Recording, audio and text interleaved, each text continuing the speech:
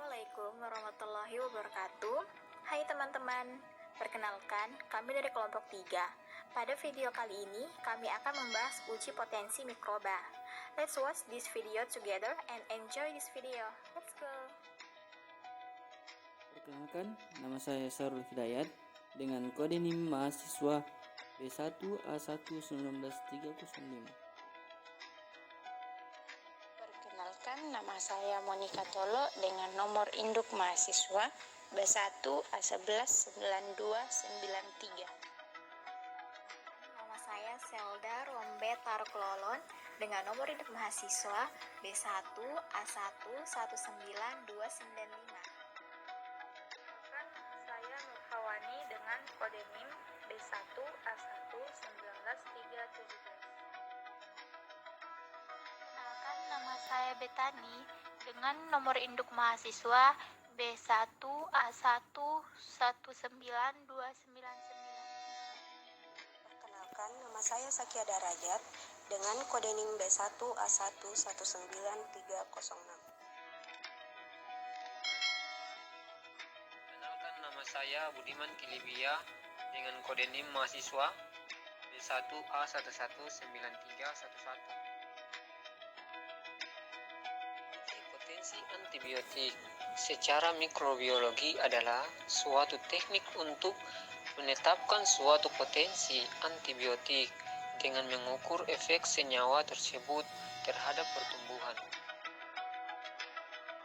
Uji potensi antimikroba memiliki dua metode, yaitu metode dilusi dan metode difusi.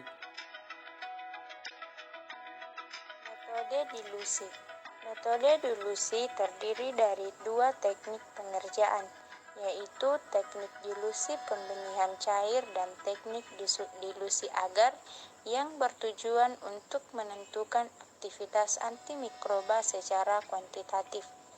Antimikroba dilarutkan ke dalam media agar dan kaldu yang kemudian ditanami bakteri yang akan dites.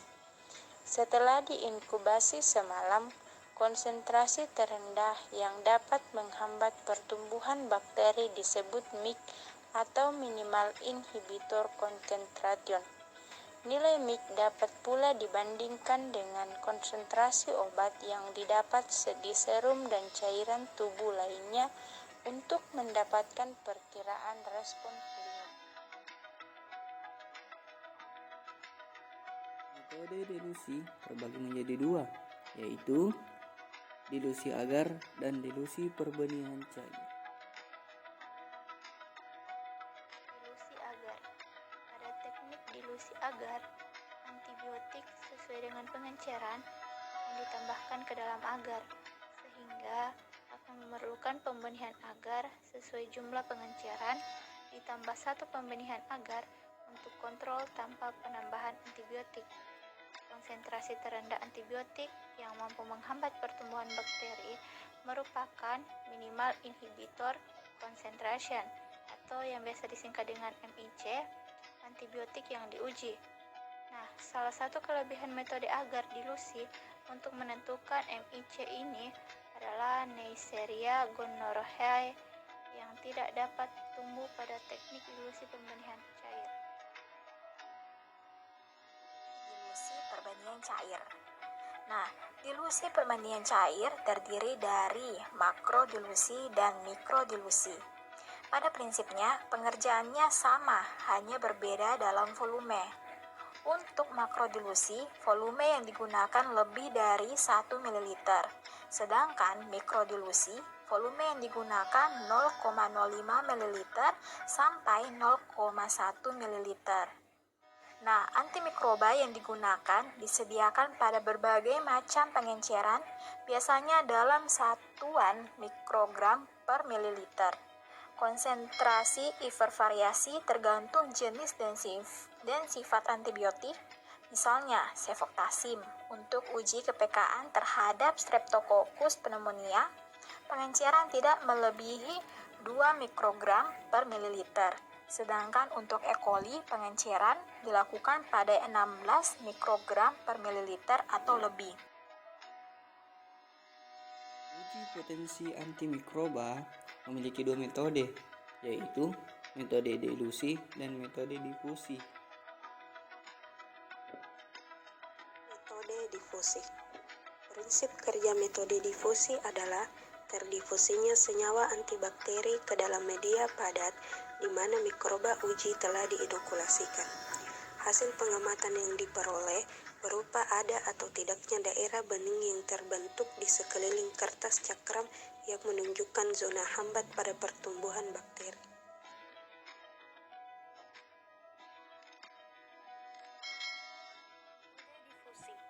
Metode difusi menggunakan cakram dilakukan dengan cara kertas cakram sebagai media untuk menyerap bahan antimikroba dijenuhkan ke dalam bahan uji. Setelah itu, kertas cakram diletakkan pada permukaan media agar yang telah diinokulasi dengan biakan mikroba uji. Kemudian diinkubasikan selama 18 jam sampai 24 jam pada suhu 35 derajat Celcius. Area atau zona bening di sekitar kertas cakram diamati untuk menunjukkan ada tidaknya pertumbuhan mikroba. Diameter area atau zona bening sebanding dengan jumlah mikroba uji yang ditambahkan pada kertas cakram. Kelebihan dari metode cakram yaitu dapat dilakukan pengujian dengan lebih cepat pada penyiapan cakram. Adapun video berikut ini mengenai praktikum uji aktivitas antimikroba menggunakan metode difusi.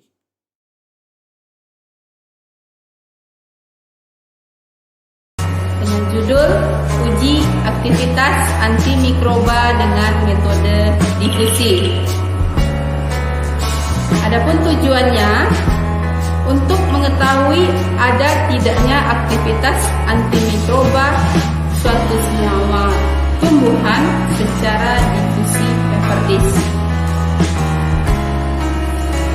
Prinsip kerja metode difusi adalah terdifusinya senyawa antimikroba ke dalam media padat di mana mikroba uji telah diinokulasikan.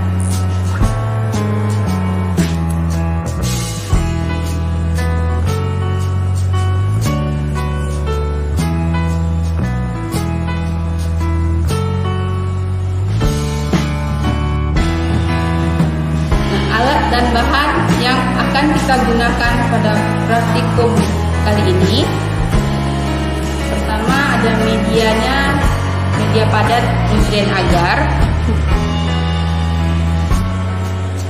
kemudian sampel tumbuhannya, daun sirih, antibiotik sebagai kontrol, amoxicillin, aquades, larutan McFarland dengan berbagai konsentrasi, cawan Petri, lampu spiritus, Erlenmeyer, tabung reaksi, pinset, dan kertas cakram. Berikut perhitungan media Na yang akan kita gunakan kali ini. Akan kita buat sebanyak 100 ml ya. Jadi yang harus kita timbang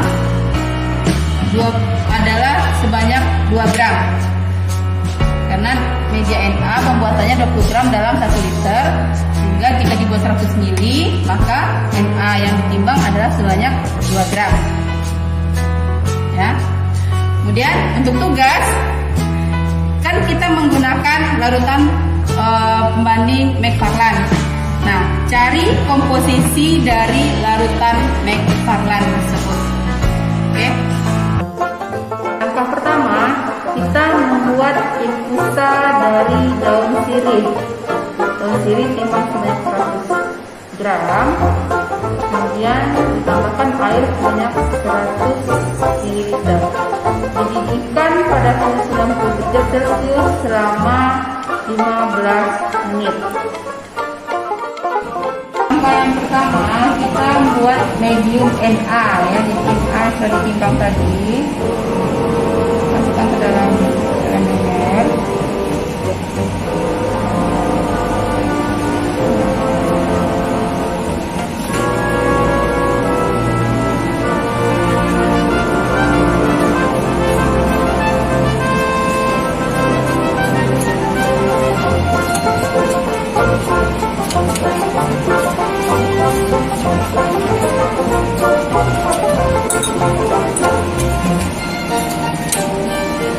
Tambahkan air.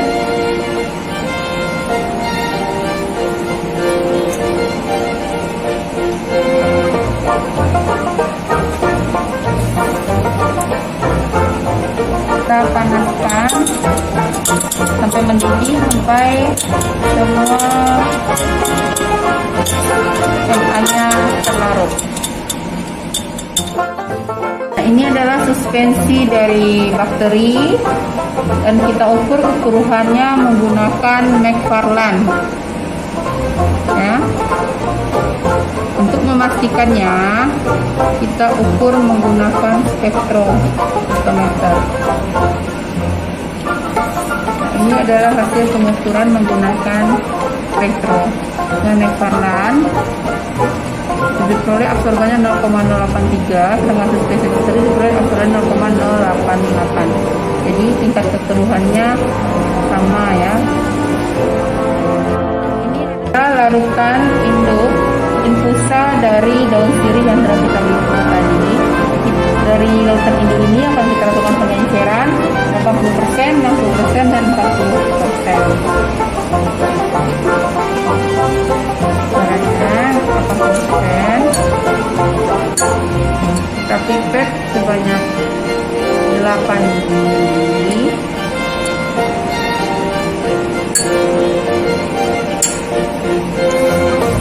Tambahkan dalam tabung reaktif.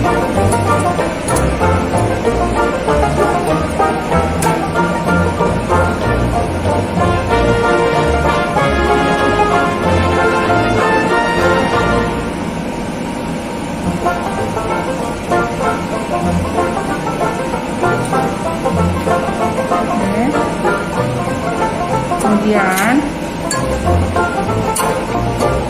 kita tambahkan air sebanyak 2 mili.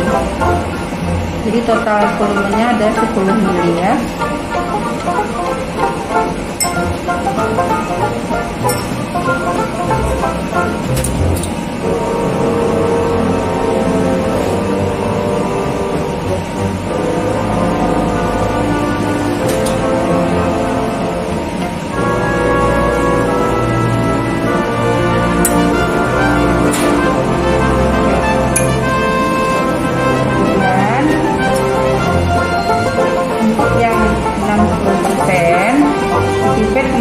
Dari larutan induk ke dalam tabung reaktif, tambahkan aqueous sebanyak 4 mili lagi supaya menjadi 10 mili.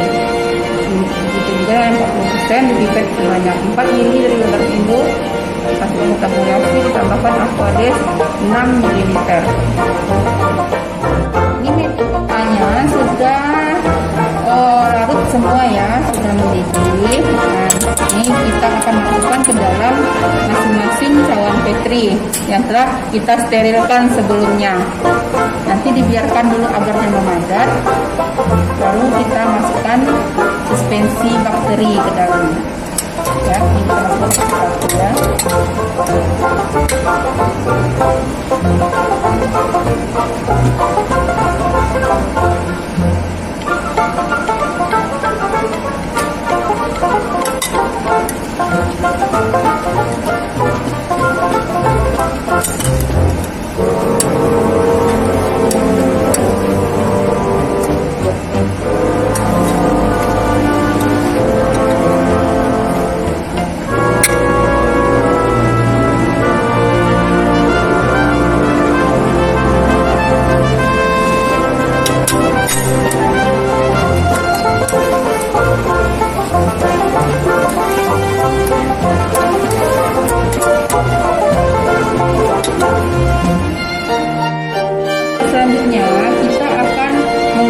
memasukkan suspensi bakteri E. coli tadi ke dalam masing-masing cawan Petri.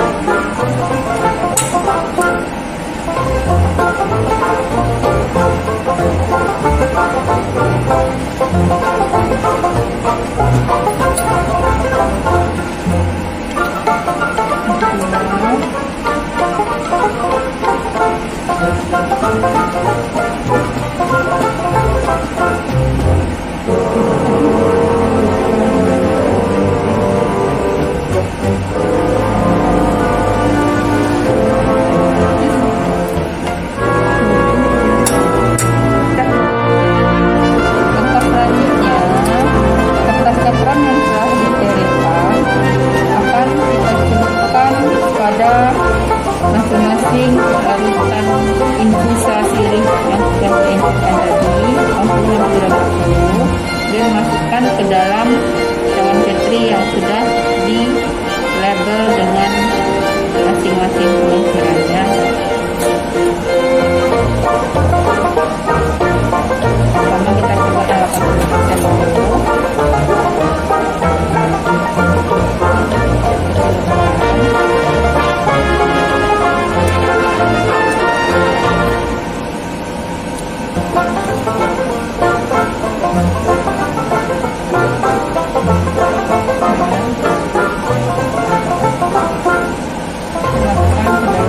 Ini kondisi 80% ya, mulai ya. Oke.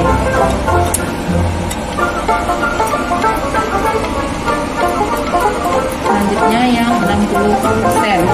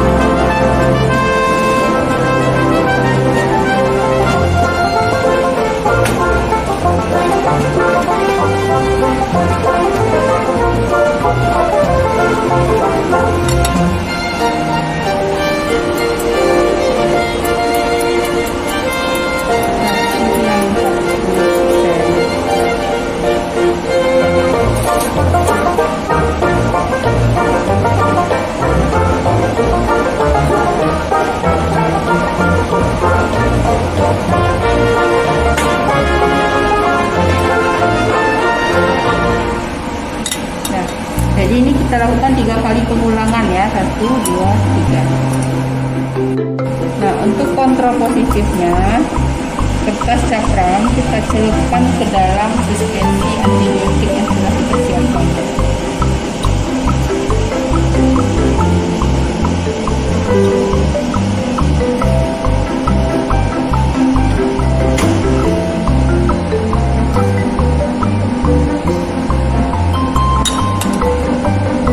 Negatifnya, kertas cakram kita celupkan ke dalam aquades.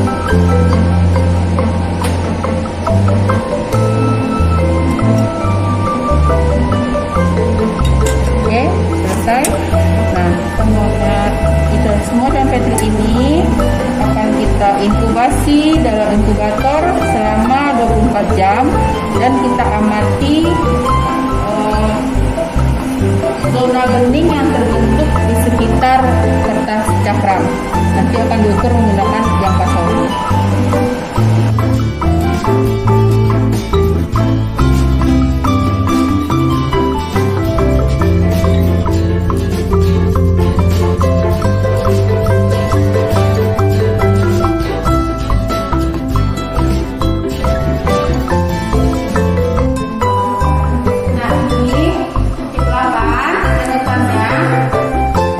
Klasifikasi respon hambatan pertumbuhan bakteri menurut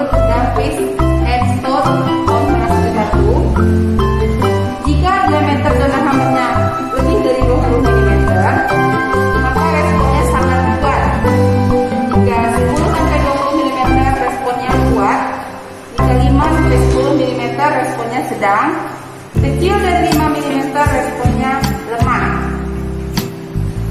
Nah, dari praktikum kita diperoleh hasil dari konsentrasi